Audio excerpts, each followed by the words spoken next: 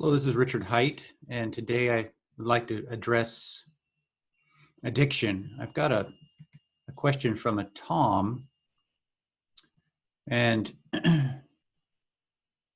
he says he's trying to put everything into perspective and trying to relate my teachings, he's enjoying the lessons, to everyday life.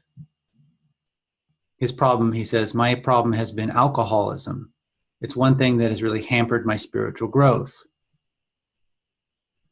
I hope with the lessons I will be able to beat this monster. And then regards, Tom. So this is alcohol. Just is an addiction like all other addictions, although a very strong one because in some ways it's a socially supported addiction. Most people don't socially get together and take heroin or crack cocaine or most other addictive substances, but coffee, one that people tend not to think is a bad addiction. Alcohol, of course, one that it can be maybe super destructive or maybe even the most destructive addiction because it is supported by society. Smoking, of course, cigarettes. These are cigarettes and smoking are socially, quote unquote, accepted activities, so they can, for certain individuals, it can easily turn into addiction. The important thing to understand about addiction is that it's covering over a lack somewhere else, covering over two things fundamentally. There's possibly some sort of suffering, a deeper suffering that one is trying to avoid.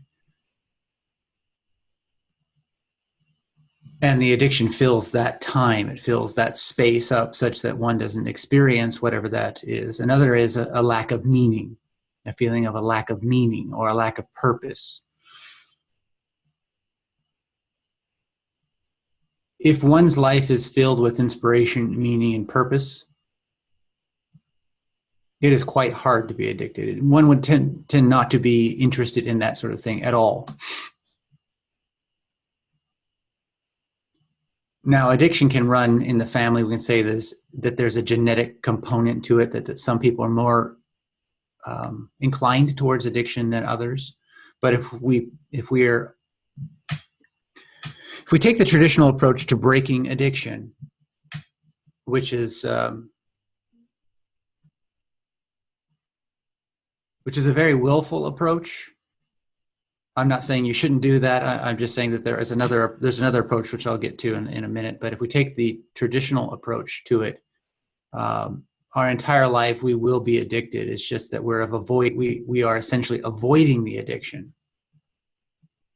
We may go to, in the United States, we have what's called Alcoholics Anonymous. I don't know if this is available in Tom's country. I'm not sure where he's from. But basically we are what we describe as white knuckling through our lives to avoid alcohol. So we can't be around people that drink because we can't necessarily handle that temptation. And we go to regular meetings where we discuss our alcoholism problems and our patterns and our challenges. Something I think is very beneficial, by the way. And then we spend our lives identified as an alcoholic. I'm a recovering alcoholic. I'm that sort of thing. But there's another way, one that hasn't been recognized yet sufficiently, and that is that two things. One is that alcohol is covering over something that we often, not alcohol, but addiction in general. It's covering over something that we've not wanted to see. Something painful, some suffering, something very painful, something we're highly suffering from.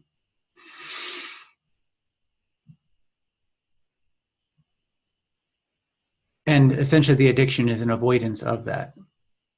Now, people tend to think of addiction as being, it's quite categorized. So we have addiction to some sort of drug, right? And that some people could be addicted to sex. We can be addicted to these sorts of things. But what I see is something more fundamental. If you look underneath of that stuff, the external addictions, what we find is that we're addicted to certain emotional patterns. And that's where we deal with.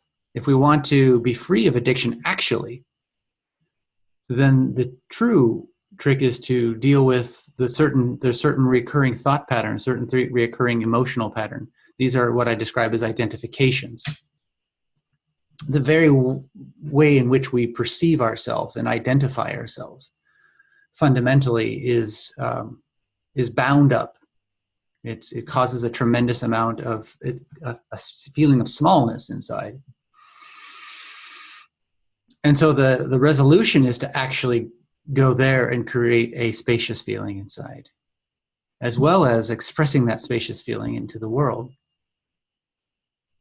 Fill up your time with things which are tremendously meaningful to you by your own standards, whatever is truly meaningful to you.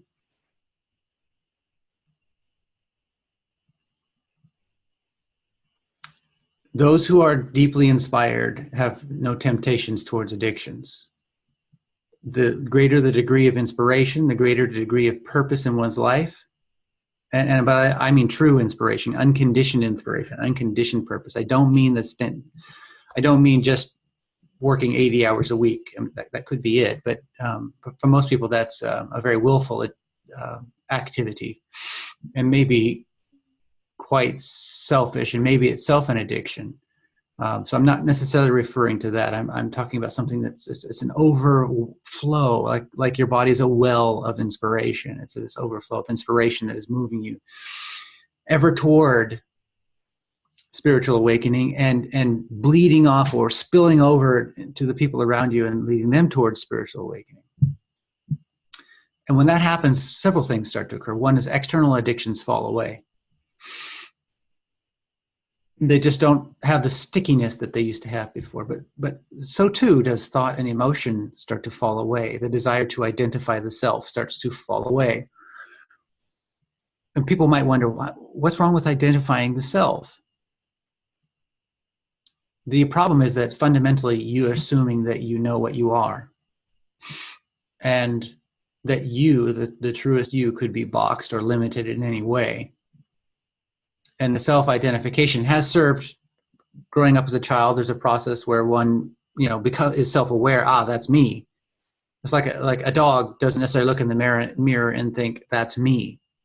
You really don't know what they think, but by their behavior, they don't appear to have that recognition. But at some point in a child's life, they look in the mirror and go, that's me. That's self-awareness, self-consciousness. And then as that matures, one is able to, through self-consciousness and self-awareness, one is able to be of support to those people around us and become an adult and take responsibility and that sort of thing. But there's a point where one realizes that the self-definitions, they have provided our capacity to function in the world. So, for example, I know that this is me. This is self-identified person saying. This is not how I would say it, but I know this is me. And I know this is not me. I know that this is something that this can drink and this will nourish this. And so the identification is helped at that point. At some point, we realize, that self-identification, I'm identified as me equals the body, becomes a limitation. It's a limit to love. It's a limit to the felt sensation of all that is. It's a limit to the connected experience of, we could say, the Godhead, or what I describe as isness.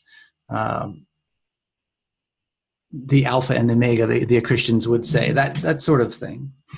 The Buddha mind, as the Buddhists would say.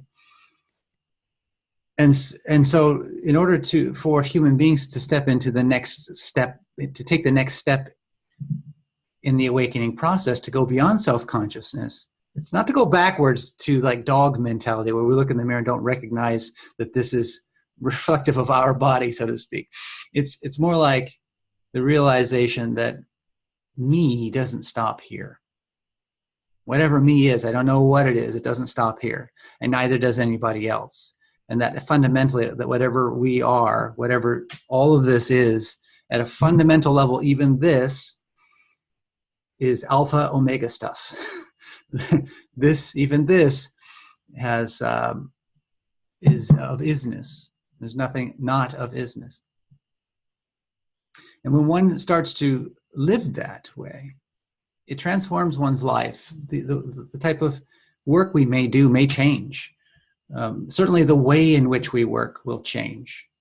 The how will change. The attitude towards life, towards everything starts to change. And more insight starts to flow through. More realization starts to flow through. Love, an embrace of life while simultaneously letting it go in the moment. All these things start to happen. There's a greater presence in the moment that is engaged in life. And that engagement is far more fulfilling than any addiction. And when we're living in that way, addiction simply just starts to fall away. For the time being, Tom may need to restructure his life with some simple things that Alcoholics Anonymous may work with or may help with, their basic philosophy. Don't make having access to alcohol easy. Don't keep it in your house. Make it a challenge. When you have the urge, you actually have to work to get it. That's a pretty good idea. But going back to inspiration, you can start right now in your daily life. First, don't make alcohol easy. Don't make access to it easy. But second thing is start just looking around right now, just wherever you are. This is something I talk about or write about quite a bit in my book Insperience. So the book is not really focused on addiction, but the principles that are laid out in the book would apply to addiction as they apply to the addiction to emotion and thought. It's do what you can right now to create a better atmosphere here and around this into the universe. And small things, just you could look right now in your room, wherever you are. There's something you can do right now to improve the atmosphere of the space around you. If you said you couldn't, that would be a lie. There's most certainly, even if it's just like dusting a little bit. And so do that. Most people just simply don't do it. They're in a kind of negative mindset that life is difficult, the world's against me. What's the point? There's a lot of this kind of I'm not good enough mental noise going on. Stop that. How do you stop it? You just watch it. It's a lie. You wouldn't want your child to think that way. If your child spoke that way, you might say to your child, oh, that's not true. But if your love is unconditioned, if it's the love of isness, that's not true applies to this one. The thoughts going on in this head are also not true. It's not true for your child, and it's not true for someone you love. If you want love to be overflowing in your life, love has to be here. And one needs to live by those principles. And so let's start observing the voices, narrations, and feelings inside the body, inside the mind. Stop believing them. It's a very important point. Simultaneously, look around you right now. Take action. Action creates authority in your life. Sitting and thinking, no. You can think and then take action, that's fine, but taking action is essential. So look around right now. Start creating the atmosphere. Adjusting things. Feel your way through it. Feel your way through it. Don't overthink it. Feel it. Just let your eyes take in the totality of the space around you and notice what stands out as disharmonious. Adjust it. Clean it. Remove it. Give it to somebody, whatever it is. If it's something that really feels dark, maybe you might get rid of it entirely. And if you're doing this, first point is it will feel really good. Second point is if you live your life that way, you won't have free time from which you can sit around and drink, because there's plenty of things, there's enough foul atmosphere around that can be adjusted and taken care of. And most importantly in here, that it will be something that will take up all of your time. And it will feel good. You don't get neurotic about it. Don't get all crazy about it. Flow through it. Enjoy it. Let it inspire. Let it correct your words. Let it correct your expression in the world. Let it correct the way you dress. Let it correct the way you walk, the way you talk, the way you be.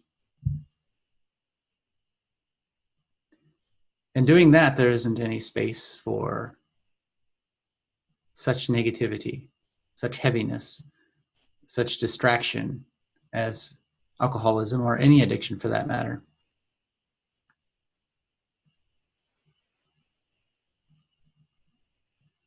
There may be some hard decisions to make. One may recognize that there are certain people in one's life that are providing the negative atmosphere, and we may need to have a serious discussion with those individuals. And this is the thing that scares most people off. We're terrified of being alone, of not having a social group. When I was young, I was suicidal. And I actually had what I describe as my day of attempted suicide, which I was very fortunate to make it through. In the moments before I finished myself, there was, for lack of a better term, a divine intervention that doesn't occur to everybody. It occurred to me. A voice spoke through my chest and corrected my life, much in the same way right now I'm explaining, or I'm potentially helping to correct your life. And it guided me towards a positive atmosphere, making some hard changes, and being authentic. Being authentic. Move towards what inspires you. Be authentic. Don't allow falsehood in your life.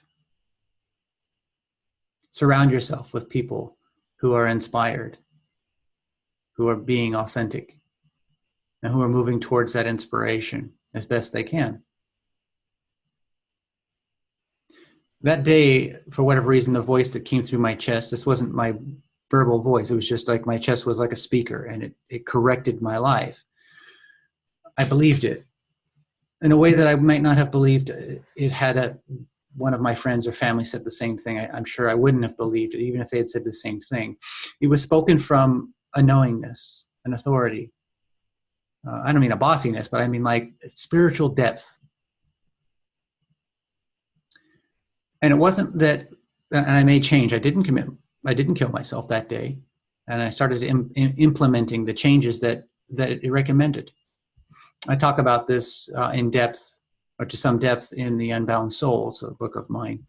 If you're interested in more information on that topic. As well as there's a book called The Psychedelic Path I wrote. I believe I talk about it there too, to some extent. The essential point is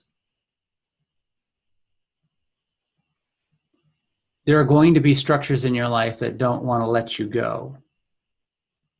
You have a social kind of, it's not an actual contract, but sort of an assumed relationship between certain friends and family members that you have a negative atmosphere with them. Maybe you tend to do things that are unhealthy with them. It's an uninspired relationship, but it gives you a sense of not being alone. It's filling up a gap. It's a toxic relationship as it is, and it needs adjusting, which means it may be an honest conversation or 2 or 5. In my case, the relationships that I had at that time were with people who were addicted to drugs and alcohol, and they were criminals, and it was a negative atmosphere. I was on drugs and drinking, and I was maybe 16 at the time. But I knew they weren't going to change. They weren't interested in hearing what I had to say, so I cut them off. I had to cut him off. I said, don't ever come around me again. Don't come near my house. I don't want to see you ever again. I know I can't handle this. I can't live this way anymore, and I don't want any part of it. And if you come around, I'll just suck right back in. So stay away from me. And I actually had to threaten violence. I said, look, at the time I was already a black belt in martial arts. And I said, if you come around, I will kick your ass. And I will do it in front of everybody. And if you come around again, I'll do it again. And they tested that. A group of them came by, and I meant it. I ran out of the house and charged them. I got in the car and they drove off. That's what I had to do, because it was survival for me. It was survival. I knew if I gave them a moment to say something, they'd pull me back in. And so I didn't allow that. I had already warned them. They came by, and so I had to take care of business. It was, as far as I was concerned, they had a gun to my head. The gun happened to be, drugs, but that was what it represented me. It represented my own gun that was going to blow my head off.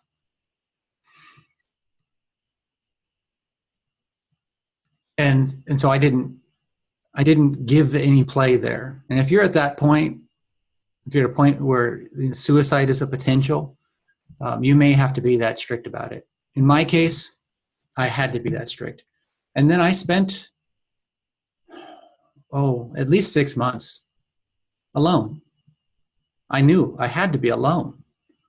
I mean, I felt it didn't feel good to be alone during that time, but I needed to clean up my atmosphere and the things around me and get my orientation and correct my aims. And I knew if I would just went out and started socializing again to fill up the time, I would naturally gravitate towards those types of people. And so quite intentionally, I spent that time alone. And it wasn't until I felt that I had my bearings, that I had created some useful aims and corrected some negativity within and my thinking patterns and that sort of thing, that I reached out and made new friendships. And those became my, great friendships. And I still have connections with some of those people to this day. But they kept me straight. None of them, they didn't drink, they didn't do drugs. They were, they're going to university to be doctors and, things that they were inspired. They had things that they were working toward. And so that's what I got in touch with. And that helped a lot. It helped a lot. And I would visit these people every day. And we just talk and, maybe watch, remember they're kind of, they like to watch Star Trek. So we'd watch Star Trek and maybe play video games or whatever. But, fundamentally, I was just with people that had positive aims. And then they would talk about that. And then we would study together, and it would just sort of bleed off on me. And you need that. You need to be around people whose atmosphere is going to bring you up. At some point, you will clean up the space inside enough that your atmosphere will start to raise people up. So be authentic. Be inspired. Do what you know is right.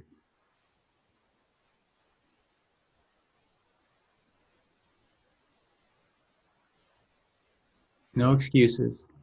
There's going to be times when you may take a step back, where you may make a mistake. Forgive those and move on. If you need to cry, you cry. Then when you're done, you get up and you move on. Move ever toward inspiration. Move ever toward purpose. Clean up the atmosphere. I hope this helps. And Tom, if you have any further questions, feel free to reach out to me. Everybody else, anybody who's watching or listening, if you're having any spiritual struggles that you would like to talk about, we can actually communicate live on YouTube. It's a kind of public mentoring. And alternatively, you could just send me an email and I'll discuss it like this. And another option is for some people who would prefer a longer commitment, a personal engagement with me over a long period of time, we can do private mentoring. Those are all options. You can find that information on my website in the About section or on my mentoring page, and you'll see a link below. So thank you very much for listening, and your being there is providing inspiration for me. So thank you so much, and just understand that I've been there. I've been where you are, and there's a way forward, but the way forward is found in you. Take care. Bye bye.